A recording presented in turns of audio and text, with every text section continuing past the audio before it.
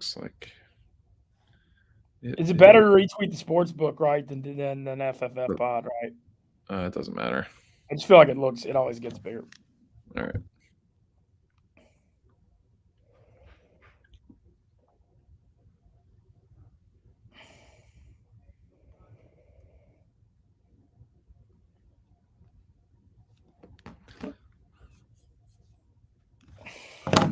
What is up, everybody?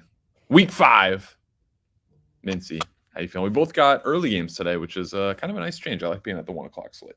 Yeah, just want to welcome everybody to Dear Mr. Fantasy. Love getting to do this every Sunday, and got to say, we got some redemption. We really crushed it last week with our picks on the start set. Yep. So we're going to keep that momentum rolling. Always great to kick it with Stephen Che, and we did like a 13-hour day at the gambling house, but I'm up. I got my coffee. I went over to my board, ready to do this thing, and I know we got a couple of sponsors we need to thank, right?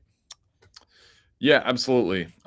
Big news coming across. Amon-Ra St. Brown is active. That's kind of a surprise. Wow. Next week. Yeah. So I would have thought they would have given him some more time to rest, but yeah, let's get into sponsors. This show is brought to you by Roman. Testosterone is an important part of a man's body and health, but men's testosterone starts to deplete with age, which is important. Why you support it early. Signs of low T can include a decline in energy and stamina, weight gain, hair loss, and low sex drive. I think a lot of the guys we work with have low T now. Roman's testosterone support supplements were designed by real doctors to help men maintain their body's natural testosterone production. The daily supplement includes 6 nutrients to help support testosterone levels, bone health, and muscle development. Who wouldn't want to have their proper levels of testosterone in their body?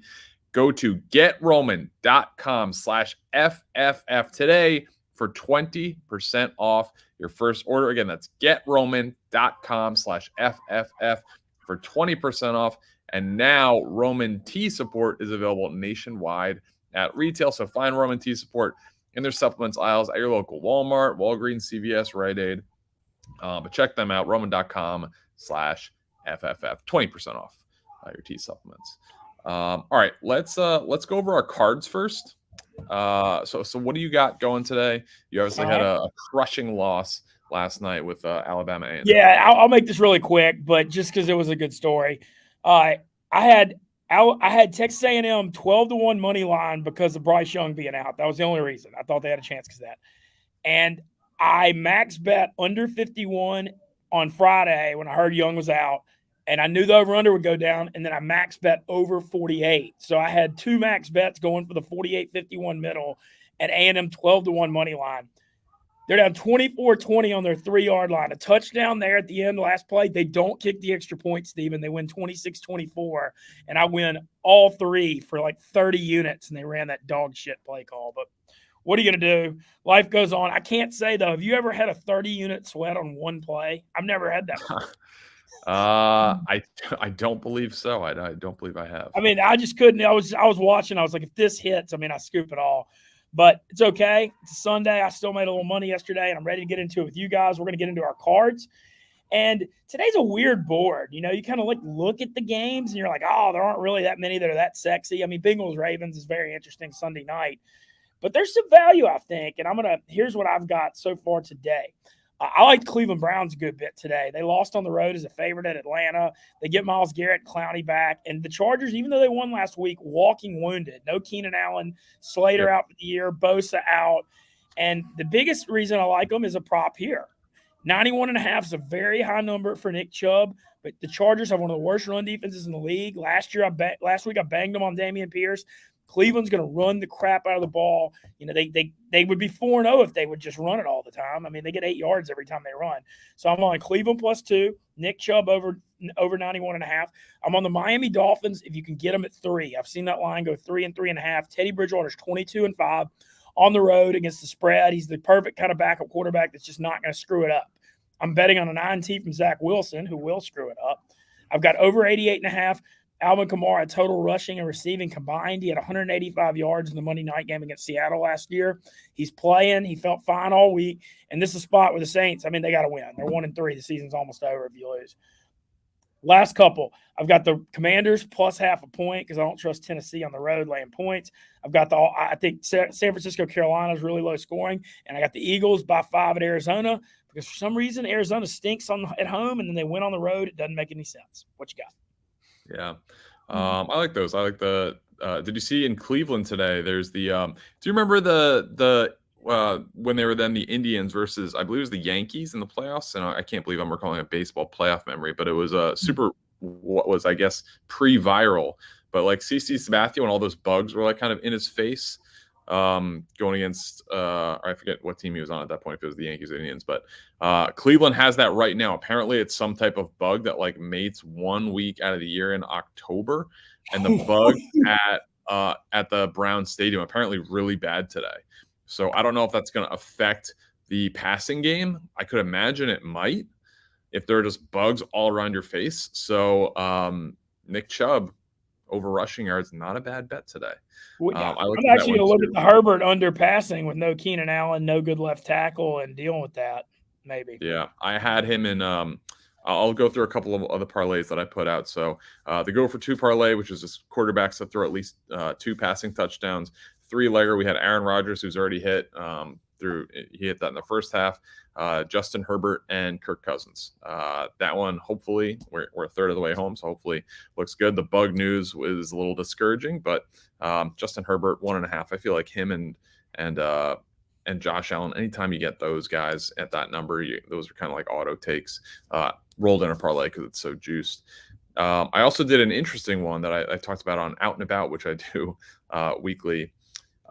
It's quarterbacks to throw an interception. I did a 3-legger that was, I think it was plus 405. It was Baker Mayfield, Carson Wentz, and Derek Carr. All those guys fairly mistake prone. So, Derek Carr, especially against the Chiefs, has thrown a pick, I think, in his last 3 or 4 games.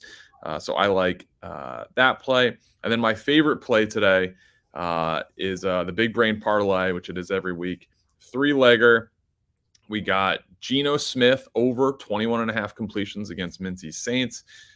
He's leading the league in completion percentage. He's 77%. The next highest isn't even 71. Crazy. I just think that completion number is way too low. I know the Saints have a good pass defense, but they also have a good run defense. So Seattle's going to have to throw the ball to win. I like at least 22 completions from Geno today. Travis Etienne over 15.5 receiving yards. He put up a donut last week, but chalk that up to the weather. Prior to that, he was averaging 27 yards receiving per game. That's a huge delta. I love that one. And then Curtis Samuel, betting on a Commanders wide receiver is risky business, but he has been the safest of the bunch, and he was averaging 60 yards receiving per game prior to last week when they only had 170 total passing yards. He had 38 of those. So, even when Wentz passes for 170, he's within 1 catch of hitting 46. So I like that. Rolled those together and parlayed them up. So those are my plays today. Jahan Dotson's out too, which probably helps Samuel, right? Yes. That definitely doesn't hurt. A couple of those. I was looking at Robert Woods with Treylon Burks out and the Commanders having a bad defense. I thought he might be a guy that could have a random good game. So that was just like, another 1 or 2 I was looking at. But we got to get to we're going to get to all of our questions too. And you want to go ahead and get that other ad read in? Yeah.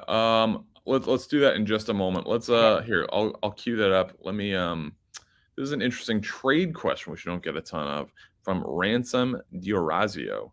Hunt for Kamara trade. Do you like a Kareem Hunt for Alvin Kamara trade? You were obviously much higher on Kamara than I was going into the year. Hunt has been good. Kamara has been, injury prone and not as good. But what do you feel about this potential trade? My thing on it, look, Kamara is banged up with the rib injury. He's good to go today. The Hunt thing is it's a frustrating thing because he ends up putting up solid numbers, but you're always dealing with him being the backup, and it's kind of like harder to read. Yeah. So I don't think I would do. I think I'd keep Kamara just because when I know it's like when he plays and he's healthy, but he's getting all the touches, and that it's just a front. Like Hunt's very good, and if he had more opportunity, I would love it. But I just don't love having the number 2 running back on a team. If I can help it. Yeah, I'll agree with you there. His snap count has been pretty good considering he's the number 2 guy. His low has been 44, his high has been 56 in a game, so that's not bad. But yeah, for Alvin Kamara, I'd expect a little bit better. I know he's kind of underperforming this year, but I would stick with him, especially based on the stats that Mincy talked about today. Let's go with Michael Macchio. Do I start Khalil Herbert today? David Montgomery is active. So is this a play for you against a Vikings defense? Well, the thing is if you're, I mean, they can't throw the ball. They literally don't have a forward passing game. I mean, it's so bad. It's, I mean, it's a lot of things too. Like, I almost feel bad for Fields. He's got no receivers. They made a terrible offensive coordinator hire. How's hiring Aaron Rodgers as quarterback coach going to help Justin Fields? Explain. Like, that just doesn't make sense. So I mean, the Montgomery thing, what do you think about this? I know Montgomery's active, but I mean, you got to think, what do you think? It's going to be a 50-50 split? How do you think they're going to manage this? It'll be interesting because, with health, you never really know how close to 100% a guy is. Based on a divisional match and based on how many times they pass it, like the completions line for Justin Fields, I believe it's 14.5, which is so low, but he hasn't hit that this year. So, yeah, you think they're going to run the ball. I would probably think, at least 30 runs combined for Montgomery and Herbert. I could see Herbert getting, 12 of those. But is that enough for a fantasy start? I'd probably want to see your other options, but he wouldn't be my first choice this week. I have a quick question on top of that because it correlates. I've got a really ugly decision with David Montgomery or J.D. McKissick in a half-point PPR, and I'm leaning McKissick against the Titans because I think that game could get a little wilder. I don't hate it. Antonio Gibson's snap share has been going down. The issue is Brian Robinson's coming back this week, and we have no idea how many carries he's going to get. So it's kind of McKissick's all third down back anyway, but I feel like you're getting 7 or 8. He got, I think, 8 carries last week. Yeah, and just zero RB strategy. This is the point of it, man. I think he's a poster child for like you get in a bad spot and you need 7 to 10 points. I think he's your guy for it. So that's what I'm gonna roll with. He's definitely playable. Let's go with Patrick Olding. Start to Miles Sanders, Drake London, Josh Jacobs, full PPR. This is a first world problem having to bench one of these guys. I mean, look, Drake London's target share is one of the highest in the NFL, and Kyle Pitts is out. It's very hard to bench London in a full-point PPR. So you got a hell of a debate with Miles Sanders and Jacobs. Obviously, Philly's looking great and has a good running game. But Jacobs, 144 yards last week. I believe he had 2 touchdowns. I mean, he had a huge game. Yeah. And you just talked about out loud Derek Carr's struggles against KC. They got to pound the ball and shorten that game. I mean, if you're going to have any hope, the only thing, though, in these Raiders-Chiefs games is the Chiefs have beaten them so badly the last few. I mean, they've just owned them in the series. They've been getting down 2 or 3 touchdowns, and that's taken the running game out of it. I'm going to go Jacobs. It's very close. I'm going London and Jacobs. I hate to bench Miles Sanders, though, but how do you bench Jacobs off that big game last week? Yeah, I kind of agree with you, and that stinks. Drake London, yeah, and if this was a standard league, I'd probably say bench Drake London, but if it's PPR, he's going to get, probably somewhere between 4 and upwards of like 8 points just from catching the ball. So I think that you have to play him in PPR. So yeah, I would lean Jacobs. Let's get into the second ad. The rest of the show is presented by Chevy. We're starting to see pretenders and contenders emerging after the first month of the NFL season. Is Josh Jacobs a pretender or a contender for, that RB? I wouldn't put him in an RB1 role, but a high RB2. There is one player that is never a pretender and always a contender, and that player is Chevy Silverado. Silverado shows up week in and week out with unstoppable grit and determination. Chevy Silverado is the ultimate tailgate flex with available multi-flex and power outlets built right into the bed. And the first ever ZR2, the ultimate off-road machine. From tailgates in stadium lots to off-road adventures, Chevy Silverado has you covered. Head over to Chevy.com to learn more about the Silverado. I've said it before. My buddy has a Silverado. Checked it out. He let me drive it to the bagel store in the morning. We stayed over his place. Very spacious. So he has 3 kids, and the Chevy Silverado more than enough. So all right, let's get into some other questions. We have a lot of. You want to get to actives and inactives too? Yeah. Sure. Yes. So it looks like a big boost to the Browns. Their 2 top defenders, Myles Garrett and Jadeveon Clowney, are in. That is bad news for Austin Eckler. Jarvis Landry for the Saints is inactive today, along with Michael Thomas. That's very good news for Chris Olave managers. And then overall, Alvin Kamara active, David Montgomery active. Both Dolphin receivers, Tyreek Hill and Jalen Waddle, are in. And a surprise, we opened the show with this, but Amon-Ra St. Brown is active. They have a bye next week, so kind of a surprise. Josh Reynolds, the other receiver for the Lions, also active. He's going to take a step back fantasy-wise with Amon-Ra St. Brown in. Zay Jones, Jacoby Myers, and Josh Palmer all active. Inactive, we got Julio Jones, Logan Thomas inactive today. Mac Jones was doubtful. He will not play. And Xavier Howard also inactive, which is interesting for the Jets Dolphins game. I kind of like Corey Davis. His over-under was floating around 38.5. I saw it get to 39. Today it was down to 37.5. I really like him to smash that. Quick fancy. I've been struggling with my number 3 receiver this week with Keenan Allen out. Do you go with all of a sudden that new option? Would you go Marquez Valdez-Scantling Monday night against the Raiders, or do I snag Marquez Callaway with him being the number 2 wide receiver for the Saints against Seattle with no Jarvis Landry and no Mike Thomas? I mean, it's a bad situation, but Marquez Callaway is not a fantasy receiver, so no. I mean, he's the number 2 guy today, though. I mean, he might get Seattle plays shootouts a lot. Look, times are desperate. I mean, my team's awesome. I just am really banged up at that spot. But whatever. Yeah. I would go with MBS on Monday night. Okay, yeah, and the money. I know you believe in this too. It's a stupid thing, but like when in doubt, I like having a Monday night guy. If it's like, yeah, true. You always got hope.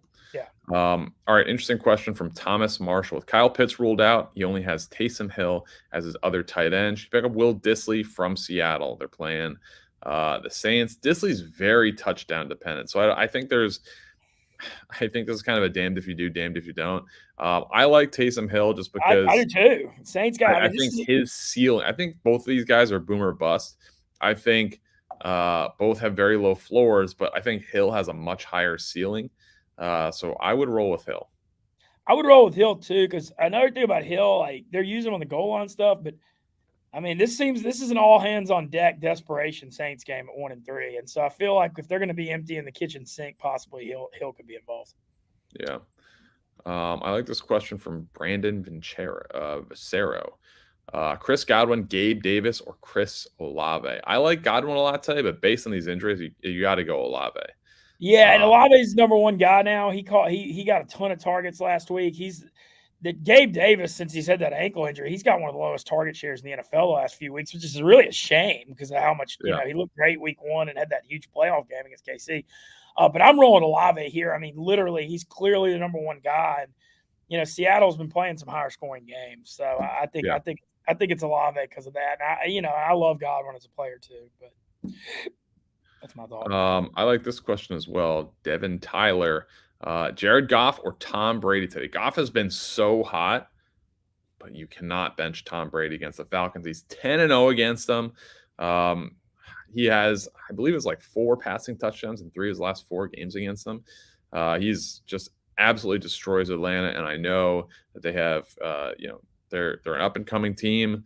Their secondary is improving, certainly. And Mike Evans could have a tough time today in his matchup, but Chris Godwin's a guy I really like today. Julio's out, Russell Gage going back to Atlanta. So I think you got to go Brady. I think Goff has a sneaky tough matchup against the Patriots today. I love Brady today too. This is a get right. He had really good stats last week too, playing from behind. Now that Evans and Godwin are back and Atlanta doesn't have a great defense, I think this is don't overthink it. Yeah, I'm not seeing him in the chat, but a reminder from Jeff Bodner to like the stream. Always helps us out. All right, I've seen this question a few times from Jay Ray, opposite of Ray J, which is where the Bucks play. Who should I start today, Alvin Kamara or J.K. Dobbins? Mincy, I know you have a take on this one. Well, the thing is tough is Dobbins looked so good last week, but I'm still going Alvin Kamara because last year on a Monday Night Football game, he had like 170 total yards against Seattle. And I just think, now no Mike Thomas, no Landry. The Saints are in must-win mode. I'm on his over 88.5 total yards, and I just think the Saints are going to get the ball to Kamara today. Dobbins had such a good game last week, though. If you do own him, you got to be feeling pretty good about the long term. Yeah, absolutely. Thanks, Alex, for the tip. We appreciate it. I actually don't know where any of that stuff goes. We just did that one. This one from CPT Henchman. Damian Harris or Zeke full PPR. Damian Harris does not catch a lot of balls, but he has a nice matchup today. Yeah, that's what I was going to say. Don't overthink. Just put Damian Harris in there. Detroit's allowed 140 points the first 4 weeks, and you look at what Bill Belichick's going to try to do starting Bailey Zappi. They're going to run the crap out of the ball today. They're going to protect their rookie quarterback. Yeah, he's probably going to make. Zappi's. They're going to be balanced. It's a play action, but he's not going to say go out and throw it 40 times. I just can't see it. So I think Damian Harris here is the move. Yeah, I think this is an ultimate first world problem coming up from Alex Telez. I have Justin Jefferson, T. Higgins, CeeDee Lamb, Amon-Ra St. Brown, and Curtis Samuel. Which 3 do I start? So we got a bench 2 here. Justin Jefferson can never be benched under any circumstances. CeeDee Lamb going against the Rams, potentially getting the Jalen Ramsey coverage. I don't know if he's fully going to travel with him. T. Higgins was on the injury report, is expected to play. Amon-Ra St. Brown is playing Curtis Samuel. Who do you like here, Mincy? I'm going Jefferson, Lamb, and Amon-Ra St. Brown. I'm keeping it simple. T. Higgins has been banged up a little bit, and that concerns me. Don't get me wrong, Samuel could have a good game, but hey, man, what do we always say about fantasy football? Star players win leagues, and you got 3, Jefferson, Lamb, and Amon-Ra. You got to roll with those guys. And I actually think the Jalen Ramsey thing is like a little over. CeeDee Lamb's been playing better the last few weeks. I wouldn't feel too concerned about that. CeeDee Lamb's targets are just so good that it's tough to deny him. So I think Justin Jefferson and Lamb are auto starts. Amon-Ra, based on the injury, we don't really know fully where he is. I like Curtis Samuel a lot today, but you cannot start him over Amon-Ra. Amon-Ra is too good. He's at a point where he's a top 10 receiver. You just got to play him no matter what. Easily. Let's see. Ooh, this is a tough one from our guy Michael Kent. Pick one: Devontae Smith, Robert Woods, Mac Hollins. Should be noted, Hunter Renfrow is slated to return tomorrow night. So this is interesting. I'm not going to do Hollins, but the debates Devontae Smith and Robert Woods. It's just so hard to trust Tannehill because he's been throwing for like 180 yards a game. So I think I'm going to go Devontae Smith on the turf of Arizona, or Arizona in a dome game. But damn, I like Robert Woods today though. Treylon Burks is out. I mean, somebody's got to catch the ball, and the Commanders' defense is awful. So I'm going Smith just slightly, but real close. But at the end of the day, if Robert Woods burns you, you started a guy with Ryan Tannehill over a red-hot Jalen Hurts. And that's kind of the point I'm getting back to at the end, is that I just trust Hurts more than Tannehill right now. Yeah. I like Smith a lot more than this. I think the Philadelphia-Arizona game is going to be a sneaky shootout. I like Philly in the game, too. I'm not a guy that – Che, you know me. I don't bet road favorites much, but that's a rare spot that I like at one. Mm-hmm. This is a very niche question that I can handle. Ken Hill. Che, will Cade Otton do anything today? So Cade Otton is the backup tight end. He's a rookie at the University of Washington. He was hurt most of his season last year in college. And Cam Braid is out today with a concussion. So he is TE1. I think Cade Otton is going to have a sneaky good game. If you are in a situation where you need a guy to plug and play for fantasy today at tight end, if you had Logan Thomas and he's out today, I think Cade Otton is a sneaky option for today only. Really, with Brate out, Brate's going to be back pretty soon, and they're playing Atlanta. I think Cade Otton is a sneaky touchdown bet today too. If you're live betting the game. I saw his odds for full game, and it was like plus 310, I think, like that. I would have liked to see it a little bit more, but I think Cade Otton is a sneaky guy you can plug into fantasy lineups today. I'm expecting maybe like 5 catches, 45 yards, and like maybe a touchdown. So that's playable. Very low end TE1. Yeah, but that's good. I mean, I like the breakdown on it. Yeah.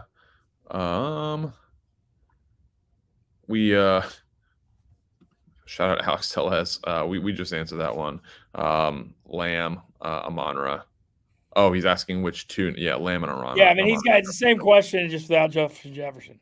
Yeah. We got another tight end question from Nathan Edgar. Zach Ertz or Gerald Everett, half-point PPR? I have a pretty firm answer on this one. Well, see, the thing is interesting is I really like them both, which is like a crazy, crappy cop-out. They're both good tight ends. They're both Zach Ertz is playing Philly today, though. How do you bench that? He's playing his old team. A guy in a revenge game. Yeah, I mean, and then also what's going to be interesting, too, on the target share in Arizona is they've been going to Hollywood Brown so much. If they have Slay on Hollywood Brown, then some other guys may be getting some more targets. And so I was looking at Rondale Moore and Zach Ertz having good games today. I do like Everett, especially Keenan Allen banged up, but man, you can't. The Ertz against Philly, I mean, you got to do it. Yeah. This is an interesting one from Aaron Sundberg. Pick 2, Amon-Ra St. Brown, DJ Moore, or Tyler Lockett. I'm glad somebody asked the DJ Moore question. He's on benches until something changes with him and Mayfield. I mean, I just am yanking him right now. Mayfield looks like a disaster. I mean, he is a disaster, and he doesn't have a chemistry with DJ Moore like Darnold actually did. And so I'm rolling Lockett and Amon-Ra, and I just think DJ Moore's on your bench until he has a 100-yard game or proves he can do anything right now. Yeah.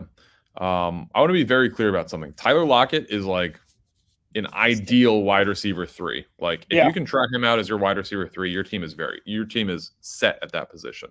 His over under today for catches was 5.5 with much more juice on the over. I could see Marshawn Lattimore traveling with DK Metcalf, right? Yeah, I think so too. Well, Lattimore, this kind of got proven last week. And you've seen this. You know how he's matched up pretty well with Mike Evans and Julio through the years? He does better against the bigger receivers. Justin Jefferson wore his ass out last week. And I think that's a similar thing here. He ain't going to be matched up on Lockett. You're going to try to take DK out with him. So that's just my thoughts. Yeah. I think Lockett has a big game today. So Amon-Ra and Lockett.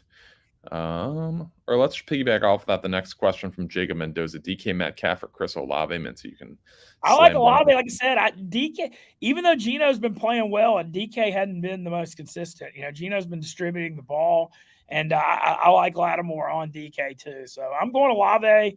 Look, Olave's. It's just so much of fantasy football. We talk about this all the time, man. It's all target share and opportunity.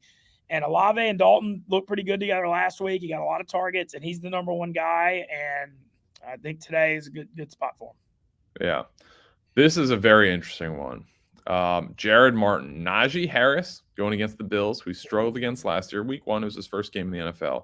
Or Ramondre Stevenson, who's been on a bit of a tear with a tasty matchup against the Lions. I will say that in the show Baseball League with all the Major League Baseball players and Dave, I noticed that one of the managers benched Najee today for Devin Singletary, which is an interesting move for sure. It's hard to say with Kenny Pickett if things change that much. But where are you leaning, Najee or Ramondre Stevenson? One of these guys, first round pick. One of these guys, potentially undrafted or very late. I'm going with their matchup against Detroit. I just can't win. I mean, look, I don't give it. It's one of those spots. I know I say start your star players. I'm contradicting what I just said a minute ago. But when you're playing a defense that's allowing 35 freaking points a game and you're starting a rookie quarterback, you're going to run the crap out of the ball. Also, Kenny Pickett, when he was in there last week, didn't really throw to Najee in the back. So I was looking through his target share. And so, I mean, they're not going to be able to block Buffalo. I mean, I'm going Ramondre here. I don't – the Pittsburgh thing, it's bad right now. Yeah.